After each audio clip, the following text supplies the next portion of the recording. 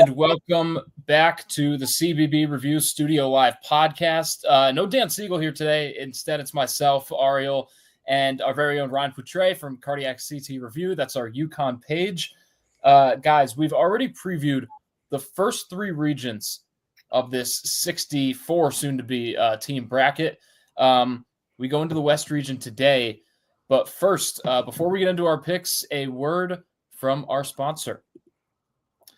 Are you a high school or college student athlete looking to take your brand to the next level? Want to maximize your potential both on and off the field? Introducing Glory to Glory Sports Agency, where they take their athletes from glory to glory. At Glory to Glory, they specialize in guiding top student athletes like you through the complexities of the new NIL landscape and the transfer portal, ensuring you have the support and resources you need to succeed. Why choose Glory to Glory? Because they believe in more than just athletic prowess. They focus on your academics, personal and spiritual growth, financial and future opportunities. Their team of experts works to craft a personalized plan that aligns with your goals, helping you shine in your sport and beyond. Whether you're looking for guidance on college recruitment, marketing your personal brand, or just need a trusted advisor by your side, Glory to Glory has got you covered. Ready to go from glory to glory? Join the Glory to Glory family today. Visit g2gsa.com or connect with them on Instagram at Glory to Glory Sports Agency to learn more and start your journey to greatness. And speaking about starting journeys to greatness, we are soon going to have teams starting their journeys to greatness in the NCAA Tournament. We flash up the West bracket right there again. We'll go through all our picks today, and we will start right at the top. We haven't spent much time on the 116s so far. Guys, do we need to spend time on Florida and Norfolk State? Ariel? Nope. Pretty straightforward here. Yeah, no. Yeah, I don't think we need to think about that at all. I know Dan mentioned, I think yesterday, that Norfolk State might be the best 16 seed in the tournament. But that probably just means that they lose by 35 instead of 40 or 45. So we will all go with Florida there. Now we move on to the 8-9 matchup, and this is the interesting one because, of course, we have our UConn guy with us, Ryan, down there. Connecticut and Oklahoma. Feels weird that the two-time defending champs are in this game, but they've been playing good as of late. Ryan, do you think they move on? I really do. I think this team, they've been very inconsistent all season, but they've proven that they can hang in a neutral court. The non-conference, they had wins over Texas on the road. They've beaten Baylor at home. They beat Gonzaga at Madison Square Garden. So pretty strong non-conference wins. We forget about Maui because that just wasn't on the continental United States, so we don't really consider that. I will say the big key with this game, I don't think Oklahoma matches up very well with UConn. They are, I believe, 325th in rebounding. UConn's a very good rebounding team, and the status of their center, Sam Goodwin, he's going to be questionable for the tournament. I think UConn's just going to crash the glass and probably win by 15, 20. Unbiased. Ariel, do you, I know that Ryan claims bias there, but do you agree? Do you think UConn wins this game handily? I don't think handily. I do think they win. You got to trust the defending champs, right? You can't expect them to win or to lose in the first round. I think it's cool that we have two games in this region where both coaches made the Final Four. Of course, talking about that Kansas-Arkansas, but when you have the two-time defending national champions in the first round, I don't care what seed they are, I'm going to back the UConn Huskies here. Yeah, I don't want UConn to win. I'll admit that right now. I'm sure that doesn't come as a surprise. I hate this team. I hate this program. I'm going to be real biased in that, but I do think that UConn wins this game. Look, Oklahoma's best player is a freshman. Outside of that, very senior-heavy team. I mean, they've got guys that played 4, 5, 6 years of college basketball in some cases on this Oklahoma team. But I just don't think it's going to matter. I mean, Connecticut, when you look at the coaching, when you look at how they've played, the physicality, I agree. Kind of surprised we got a 3-0 sweep in the 8-9 matchup. But before we move on, Ariel, I got to ask you this. Do you think Duke Miles wishes he would have stayed at High Point? I think so. It's that SpongeBob meme where I think SpongeBob and Patrick, or it's Squidward at the top, and he's watching SpongeBob and Patrick run around outside. I think that's how Duke Miles feels right now, watching his High Point team enjoy their first NCAA tournament appearance and hopefully upset Purdue while he kind of sits here and has to play the two-time defending champions. For what it's worth, he started his career at Troy, so it would be pretty funny if Oklahoma loses and Troy and High Point both pull off upsets and move on. He's had a good year at Oklahoma, but yeah, if it's a first-round exit, hard to say that worked out well for Duke. We'll talk UConn more in the next round, but let's move on to the 5-12 matchup. Memphis and Colorado State. This is a fun one. You've got two high major programs. Colorado State really hoping to do something for a Mountain West that hasn't done much in the tournament. Memphis, a team that hasn't done much in the tournament under Penny Hardaway. Ariel, I'll start with you this time. Which of these programs picks up a big win here in the 5-12 matchup? It's easily the biggest upset pick of the whole tournament, I would say. I feel like it's not even an upset to pick Colorado State. So that's why I'm picking Memphis. I really like this Memphis team, and I feel like they've really not gotten the credit they deserve just because they kind of play down to opponents, but they also play up. You look at their non-conference, they beat San Francisco, they beat UConn, they beat Michigan State, they beat Clemson, they beat Ole Miss. Then you look at Colorado State's non-conference. They lost to that Ole Miss team. They lost to Washington. They lost to Colorado. They lost to VCU. Their only big win was against TCU. And then they beat up on the Mountain West, which, let's be honest, not the Mountain West that we're used to. I think it's a little bit down this year, even though they did get a significant amount of teams, and we saw that with San Diego State yesterday. So I like Memphis. I don't know who stops Dane Danger. He's been a monster recently. Am worried a little bit about Tyrese Hunter and probably his inability to play, especially with Nick Clifford putting on Hall of Fame performances night in and night out, but I still like Memphis here. Ryan, what are your thoughts? Does Memphis move on, or are you picking the upset here? Yeah, I was thinking the same thing as Ariel. I think Memphis has been severely underrated all season. I saw a lot of bracketologists have them at like a 7-8 seed, so I think they're actually appropriately seeded out of 5. I know that was kind of like a lot of people were just thinking that they were surprised that they're out of 5, but 6-1 in quad ones. PJ Haggerty, he's going to be that guy that just steps into March Madness. He's going to score like 30, 35 in this first game, especially without Tyrese Hunter if he's unable to go. So my number one rule in March Madness is never pick Mountain West teams to advance. So I'm going to follow that and pick Memphis. Yeah, that's an awesome rule. I wanted to pick Colorado State here.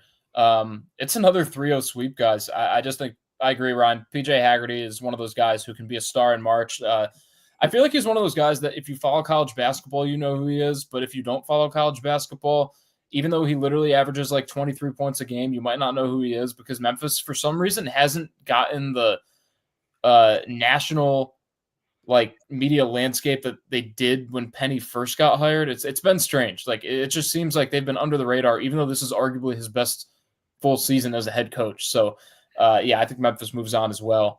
We'll go into the 4-13 game here. Interesting things. I'll set the table here. A Grand Canyon team is the 13th seed, where Tyon Grant Foster was expected to be one of the top mid-major players in the country. You look at his numbers, and he hasn't really lived up to it. He's been a little hurt on and off, though, and he's still put together a good season. They picked up some transfers like Jacoby Coles in the offseason, and look, it's a Grand Canyon team that has a lot of talent, but they're playing Maryland, a Maryland team that made a run in the Big Ten tournament. Kevin Willard reportedly has offers from Villanova now on the table. Maryland's trying to work him in. I mean, there's a lot going on here. The last time Kevin Willard had an offer to leave, bad things happened. Does it happen this time? I'll take it this time because I threw it to you guys the last 2 times. I do have Maryland moving on. I think that Kevin Willard is all in on this. I think that he is because Maryland is putting together the best season in his career, right? He's never been a 4 seed in his coaching career. He's been around for quite some time. I think that he realizes that whether or not he's going to Villanova or not, or whether or not he's staying here or not, for Kevin Willard, for him to continue to be or try to be a top coach in this game, he's got to have some tournament success. And I think with Derek Queen, with Jacoby Gillespie, there's just too many options on this Terrapins team.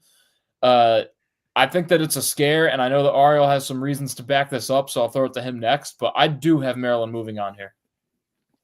Yeah, this is one of those upsets that no one's really talking about, and for good reason. Maryland's a really strong team, and their 2 big men in Reese and Queen are really, really talented. Maryland went cross-country to the West Coast once this year. They played against Oregon and Washington, and they went 0-2 in those games. This Washington team is not good at all. They finished last in the Big Ten. This game's in Seattle. Grand Canyon's going to have a ton of fans. It's not a drive, but it's a pretty quick flight, and Grand Canyon's known for a crazy fan base. So you put them in a favorable situation while Maryland fans will have to travel all the way across the country. That's a pretty scary home court advantage. Grand Canyon also draws the most fouls per game in the country. Maryland's biggest weakness is what? It's their depth. So if you get a couple guys in foul trouble, you force them to go to their 7th, 8th man. Huge advantage for Grand Canyon.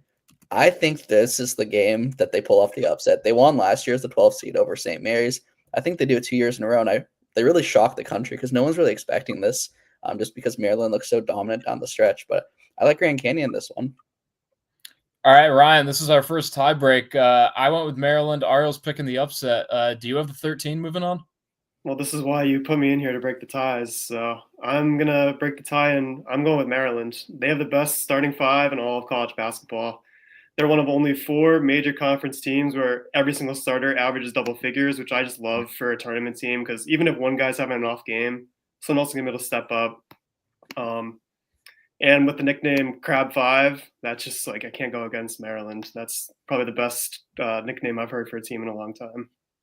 I'm surprised, Ariel, you didn't roll with the Crab 5. You've been on that bandwagon. I love the Crab 5, but man, I just love all the reasons I gave. Just makes me think that Grand Canyon's going to do this. It's never the upset you expect, right? You could say that.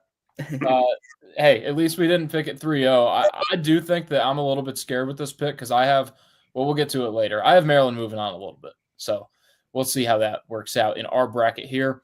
We got 4 more games at the bottom of the West region. I'll be honest, the West is pretty chalky, but the 6-11, a Missouri team against a Drake team with just one of the hottest teams in March. You win the Missouri Valley, you get like a week and a half off. I don't know if that's good or bad. I think that it's good for Drake.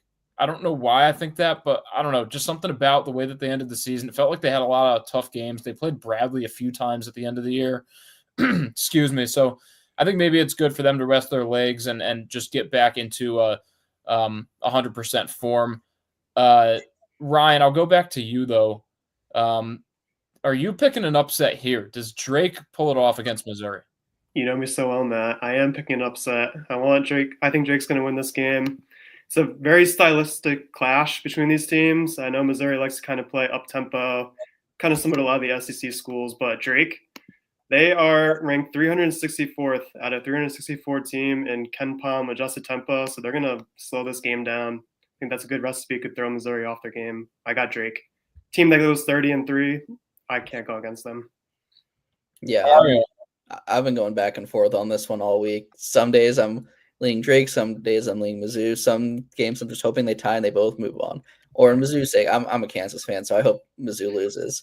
But I just trust Mizzou's depth. They've been getting it done all season. And even though Drake will try to slow this game down, I think they just have too much firepower with Caleb Grill, with Tamar Bates, with Mark Mitchell, who's healthy now. Drake, I worry about their rebounding. Mizzou will be able to get some second possessions and extend games. I think this could really go anyway, and I would be shocked if this game isn't within 5 points with 30 seconds left. But I'm going to lean Mizzou here, as much as I don't want to as a Kansas fan.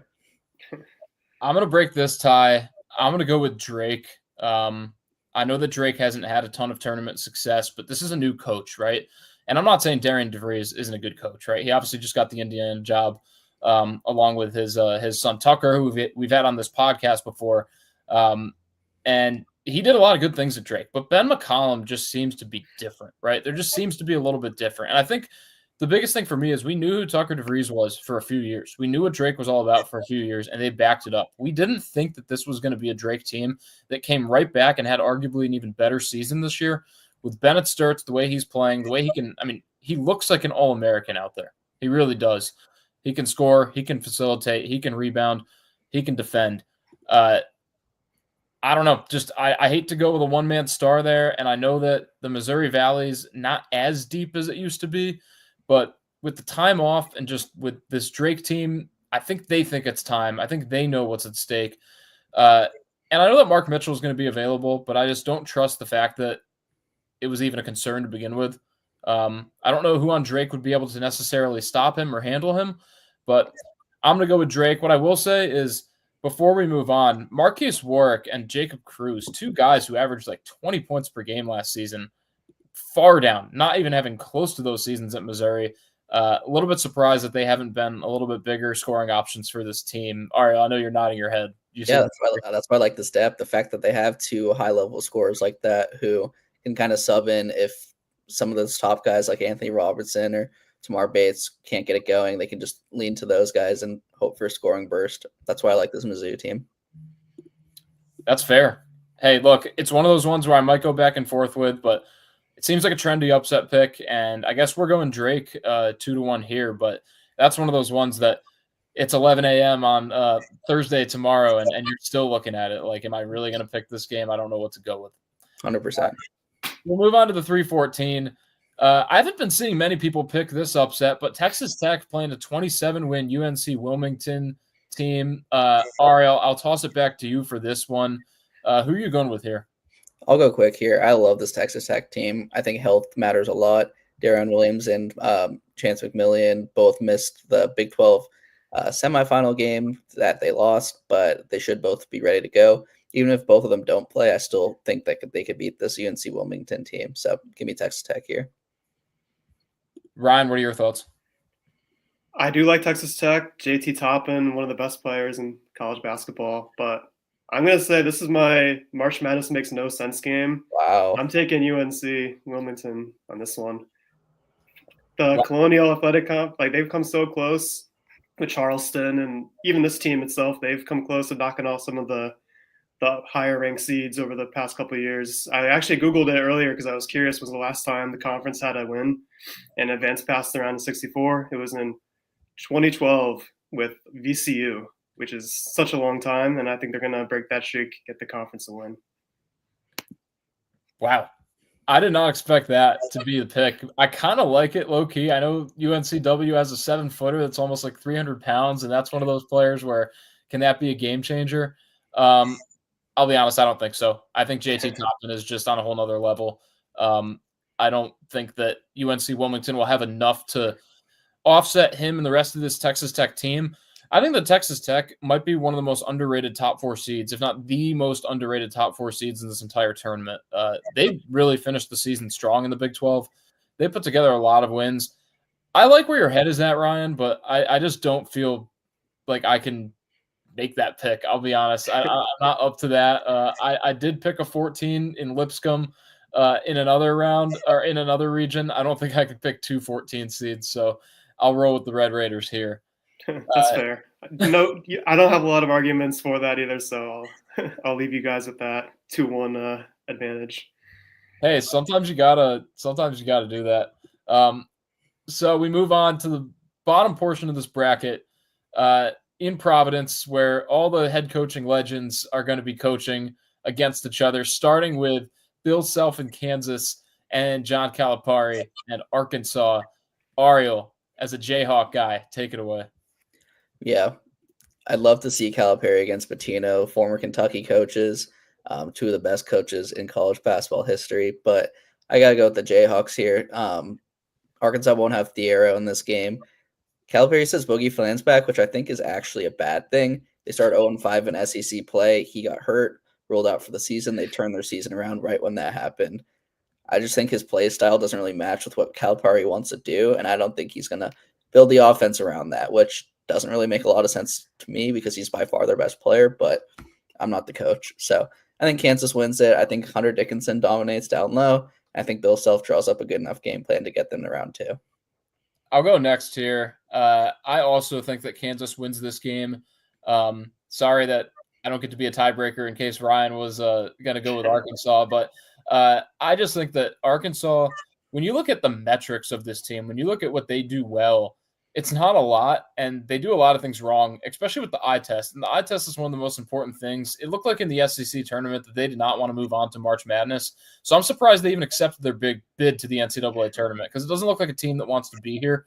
And John Calipari really doesn't have good success in the first round of the NCAA tournament as of late. I think Bill Self has been upset. He seems to be kind of just tired of this Kansas team, but I don't think he's tired of winning in March. He's done it often, so I think Kansas wins this game. Ryan?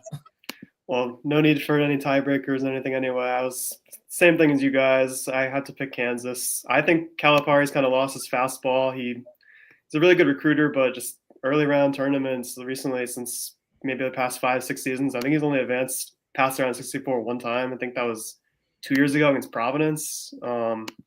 I love Kansas' experience with Hunter Dickinson and KJ Adams. I do think Dickinson's going to have a big game.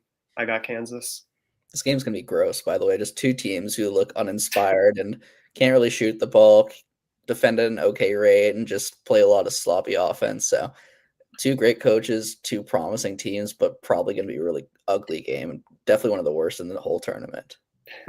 Perfect game to have in Providence, right? At the bottom there.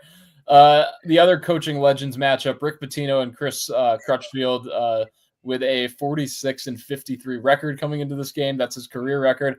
I do want to point out that when he took over Omaha, his first season they won 9 games. His second season they went 15-18, and this season they went 22-12. So he's actually done a very good job in a short amount of time.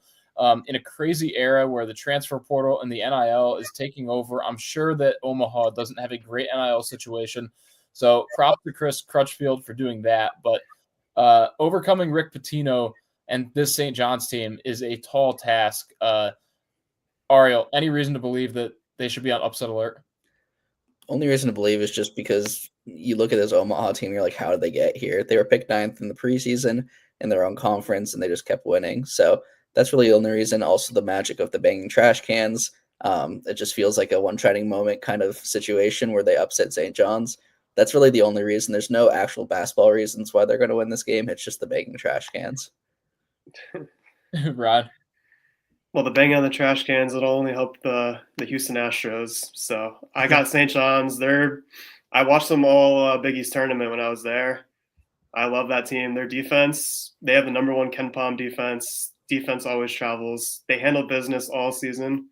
They only had 4 losses, and it was by a combined 7 points. They've been steady all season. I don't see this even being very close. I think they kind of easily win by like 20, 25. Yeah, I agree. I think St. John's wins this game. I don't think we need to talk much about it. But if you want another reason to believe in the Cinderella here of Omaha, they commit the 55th most fouls of any team in the country, which might be a good thing because St. John's is atrocious at shooting free throws.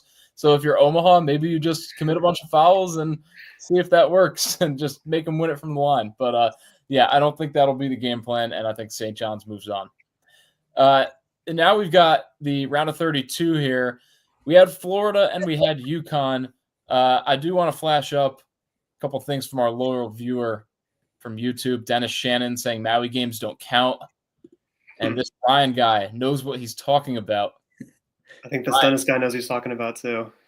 Do you think that UConn moves on again over 1 seed Florida? As much as I really want to say that, I know a lot of people are picking UConn, probably just giving them the benefit of the doubt. Last 2 national championships.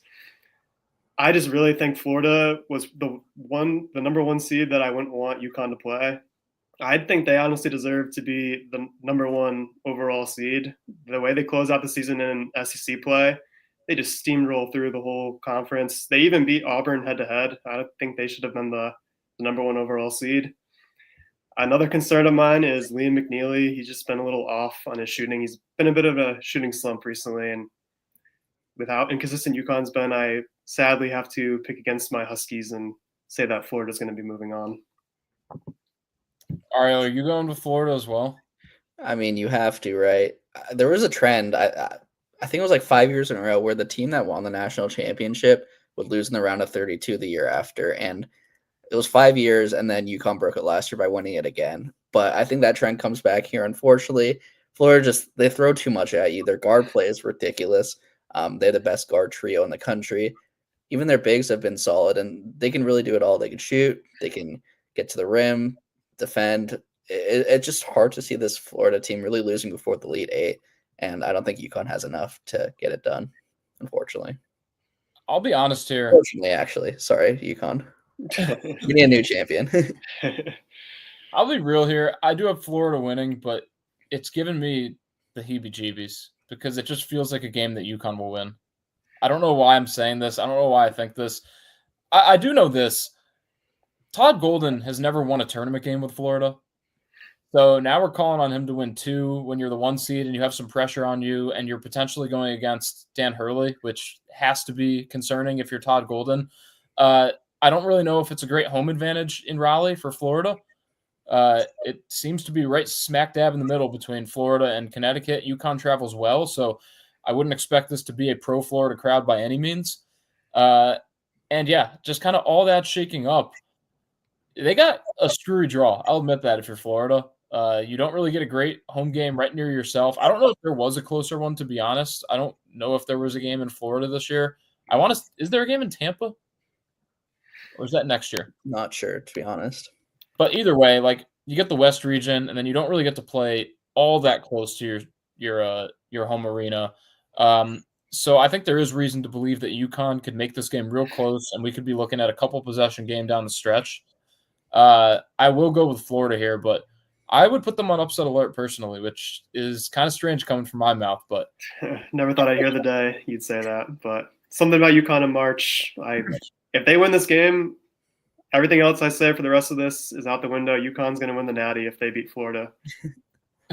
Gosh, if UConn beats Florida, then I might just go to Mars or something. I don't want to be on Earth anymore.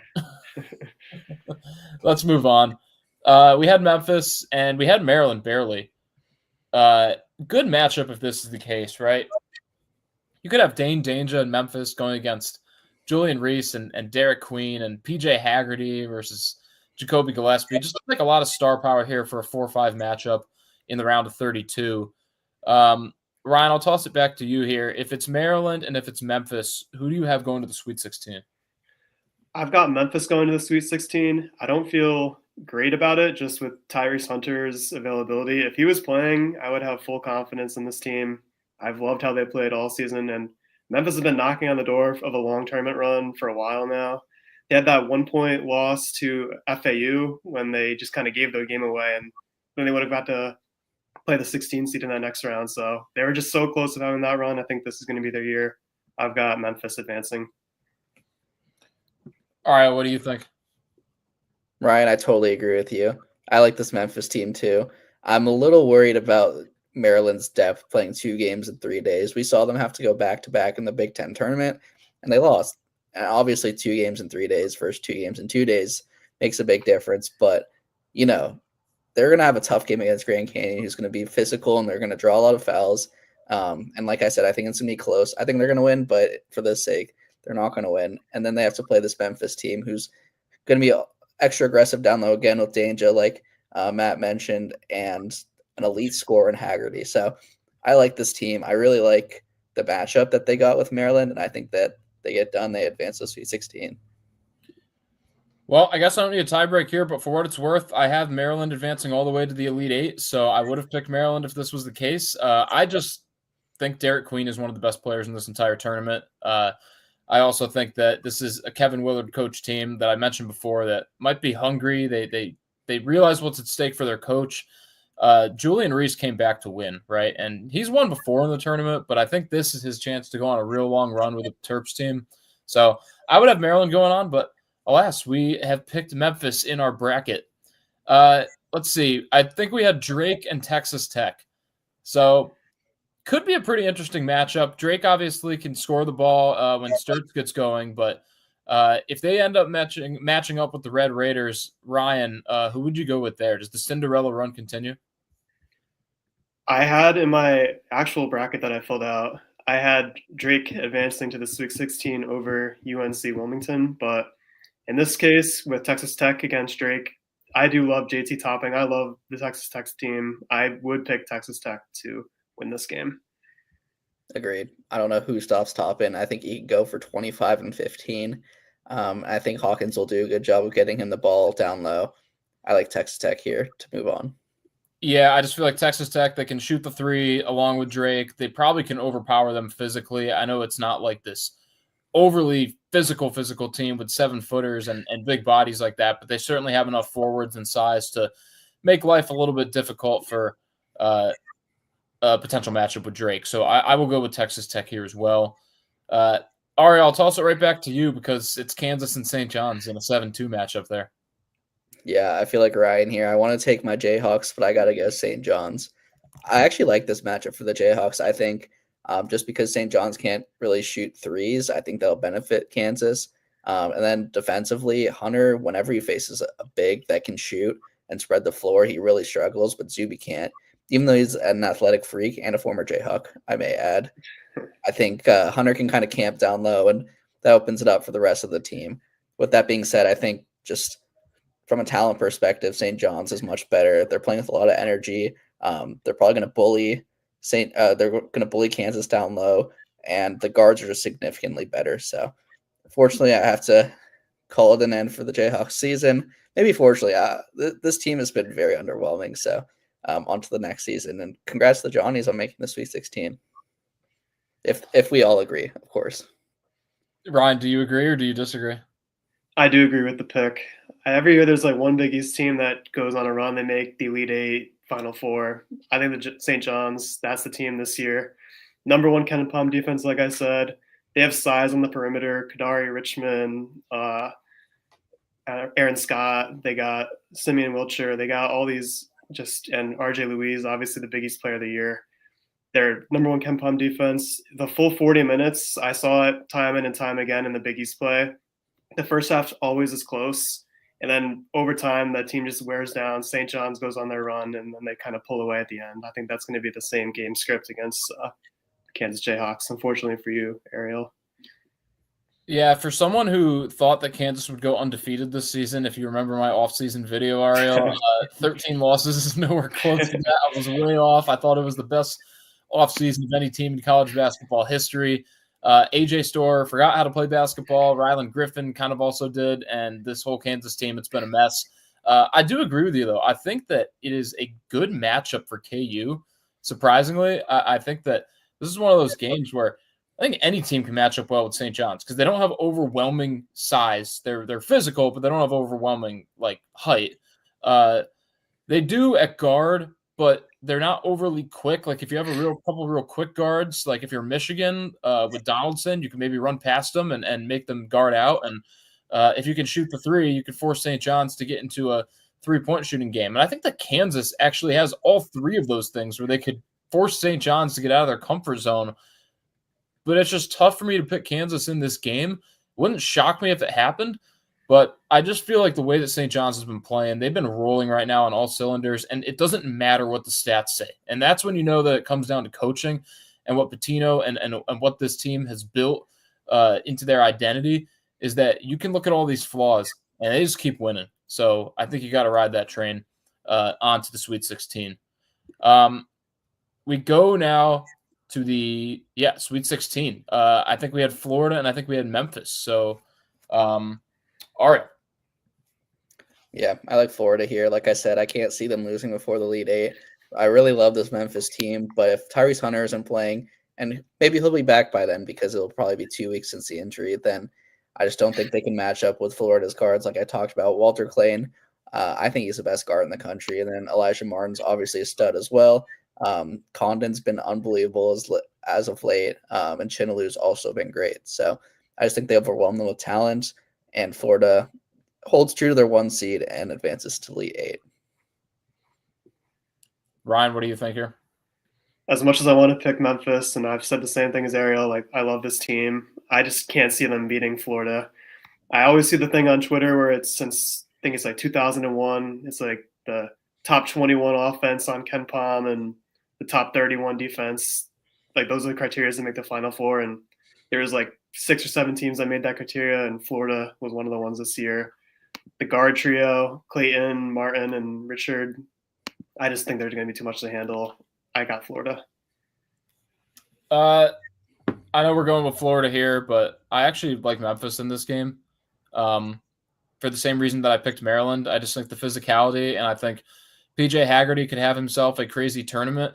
It's more so that originally I wanted Florida to win the tournament. I haven't watched much of Florida, and they were going to be my pick when I say that I wanted them to win the tournament. They're going to be my pick. I end up going with Houston, and I feel like I'm just finding reasons to think that this Florida team might not go all the way, and it kind of starts around Todd Golden. I just think that he's too young and too inexperienced of a head coach where I don't really trust him to go all the way. And so I'll say that it ends here against Memphis, but I know you two went with Florida, so we have Florida moving on in the bracket. Then at the bottom, Texas Tech and St. John's. That could be a real fun one. So, Ryan, I'll toss it to you this time. Who would win that game? I do think this is going to be an awesome game if those two teams get to match up. I got to roll with the Johnnies on this one. The Red Storm's rising. There's been, I know, like the big concern with them, and I had this concern too before watching them throughout the season. Their shooting is terrible. 3-point shooting, free throws, they're bad. But I will say with Rick Pitino as their coach, since the past two teams that have made the Final Four shooting under 30% were Rick Pitino's Louisville team, so he has the formula down. Even if they're unable to shoot the three, they're a very good mid-range team. RJ Louise, Kadari Richmond, they can get in and shoot the mid-range. And Zubi Ejiofor, unfortunately for you, Ariel, Kansas could have used him. He's a great offensive rebounder. I think he averages over 4 offensive rebounds a game, so he can clean up those misses, get some easy buckets. I got St. John's. I think we're going to have to disagree on this one. I'm going to go with the Red Raiders here. I think they're just such a great shooting team. McMillian, Darian Williams, and Kerwin Waltz, and I can see them going up early, and I don't think St. John's has the shooting like we talked about to come back in this game. If Texas Tech goes cold here or, those two guys aren't playing, then I think St. John's can win this, but they just have so much great shooting and Toppin to kind of slow the game down when they're up and make sure they hold the lead that, I think they get this done. I think it'll be a great game, but that shooting is just too much, and St. John just doesn't have the firepower to contend with it. I have in my national championship game in my current bracket, but I've been overthinking that a ton.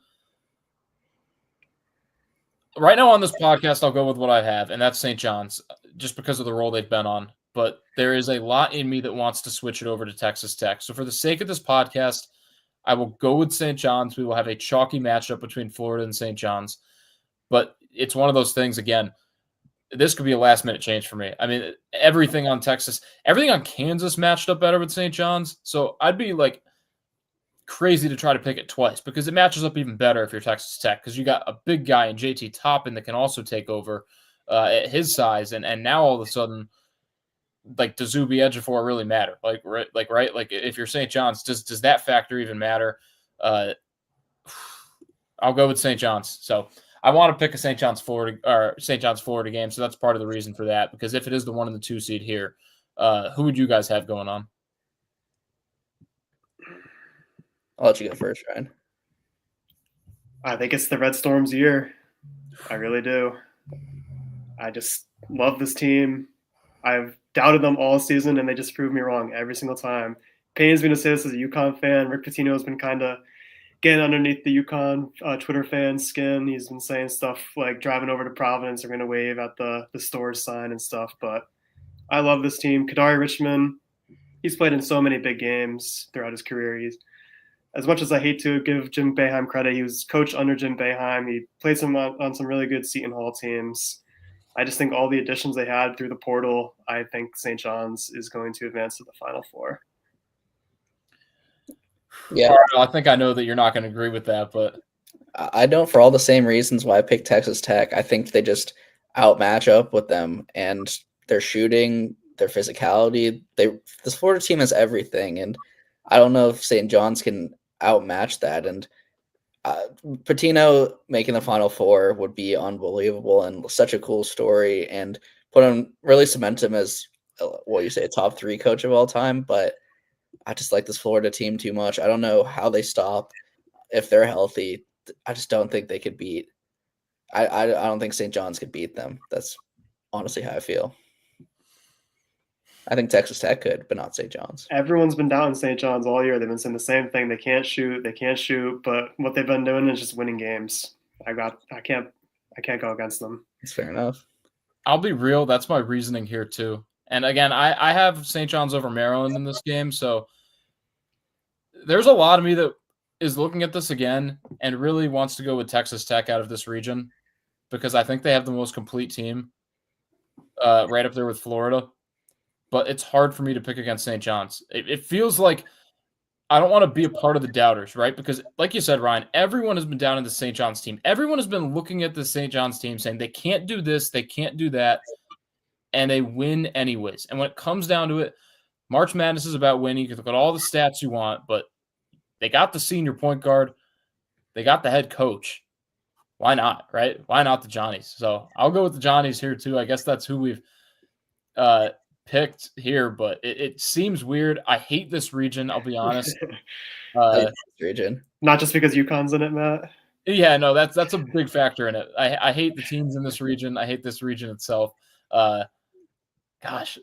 Do you want to do quick Final Four championship picks with the last 3 episode winners? I do want to. Who did we have? Do you remember? We got St. John's, we have Houston, we have Auburn, and we have Wisconsin. So Auburn versus St. John's. Who would you guys go with? I would go with Auburn in that one. As much as I've been hyping up St. John's, I think Auburn's been one of the best teams all season, as well as St. John's. But Janai Broome, he's been either 1A or 1B of the best player throughout the college season. I love Auburn. Bruce Pearl, he's finally going to break through into the national championship game. Yep, completely agree. Okay, I mean, that settles it there. I actually feel better about St. John's in that game than I did against Florida or against Texas Tech. Something about the way Auburn's finished the season, not on a strong note. You can't really trust Janai Broome to be healthy that long into March. Like, I feel like he's going to get shaken up again. I know that's a weird thing to kind of bet on, but yeah, I would actually go with St. John's in this game. But we have Auburn moving on. So the last one would be Houston versus Wisconsin, which actually is my Final Four. So I'll start with this one this time. I have Houston moving on. I think that Wisconsin has everything you need to make the Final Four. They've got John Tonji. They've got shooters. They've got rebounders. They've got guards. They've got a little bit of defense. They just have everything. And I know the Big Ten teams haven't done well in the tournament. They've made runs before. They just haven't won at all. But Houston has everything to shut that down. And I think that's the difference, is that Wisconsin has everything to shoot and score on teams. Houston can shut that down. They can keep this Wisconsin team below 70 points, and they can score on them as well. Not saying it's going to be a blowout, but I just think that when you look at the matchup there, I would pick the Cougars to move on to the championship. What do you guys think? I completely agree with you, Matt. I got Houston Cougars. I think it's their year also. The thing that's held them back in the past, like their defense has always been elite. It's the same thing this year. I think they're one of the best defensive teams, but they're a much improved three-point shooting team. They can actually score the ball a little bit better than in the past, which has been their downfall in the tournaments. Hopefully they stay healthy throughout the whole tournament. That's also kind of impacted them, but I got Houston going to the championship. Yeah, make that sweep. I completely agree for all the same reasons. So Auburn and Houston is our title game, which, to be honest, if I didn't want to have fun with a bracket and make some upset picks and overthink things, it seems like this would be the best championship game, because you've got the team that's been the best team all year long in Auburn, and you've got the team in Houston that pretty much has the best metrics in college basketball when you look at everything. So that's like the 1 and 2 right there. Ryan, what are your thoughts? I have the same champion as you, Matt. I've got Houston winning the whole thing. As John Rothstein would say, Houston basketball, no mercy. They're gonna take the championship. Ariel? Oh man, this is tough. To be transparent, I think Duke wins the whole thing, but for the sake of this, I like Houston as well. I think that they match up pretty well. I think they could stop anyone. Kelvin Sampson deserves that national championship after everything he went through at Indiana, and just what he's done for this Houston program is pretty special. LJ Cryer, phenomenal shooter. Juwan Roberts, he's been there 6 years. He deserves something like this. Milos Uzan's a great point guard, and then they've got all those really talented defenders. I think they overwhelm Auburn. It'll be a close game. It'll be a great national championship game, but Houston's just too good this year. Yeah, I have Houston as my champion as well, so I don't need to say much more there. I've talked about them all on these episodes. So we have picked Houston as our champion. Again, this is all 3 of us, all 4 of us, including Dan, that have picked these. So it's kind of weird getting to that way, but we have come up with the Cougars on top. Guys, before we end this podcast, I want to go with a few quick hitting questions. I know we've been talking for a while, but I figured this could be fun. So don't need any response here. Just give me an answer, and we'll go round table for some March Madness stuff. I'll start with Ryan. Ariel, I'll bring it back to me. So first question, double-digit seed that you think has the best chance to make the Sweet 16. Go. I'd go with Drake. I think they've had a great regular season. I think UNC. They looked really good last night, and I think they have a pretty good path.